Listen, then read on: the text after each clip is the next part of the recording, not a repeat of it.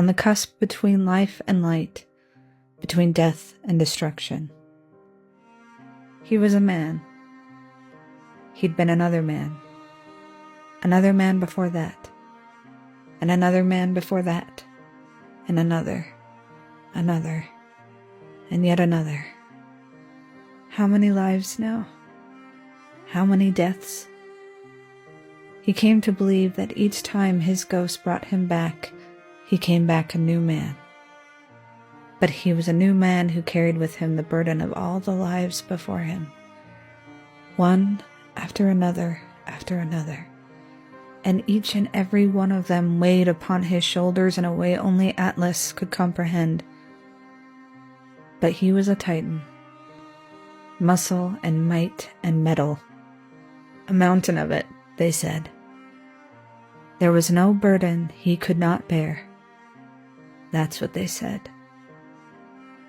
He nodded and waved away the adulations. He went to his quarters each night, in the half-tower he had commissioned, and he laid in bed, his feet incapable of stillness, as 1,000,000,000 insects scurried their way up and down the sinews of his muscles, instigating perpetual and maddening motions that all his muscle and might couldn't stop. An insurmountable restlessness that prevented what little respite he could find in his nightmare-fueled sleep. Yet, he was a champion, a leader, the bright, shining example of all that was good and enduring. There was a city to build, a species to protect, extinction to prevent, invaders to repel, wars to fight, lives to live, deaths to die. What was it he said once to one of his newly risen?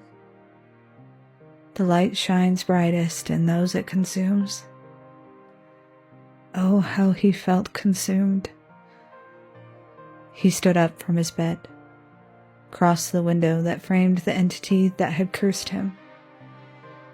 Though it chose not to speak to him, he knew what it wanted, and the only way to end its curse was to give it what it wanted, to destroy that which would see it destroyed.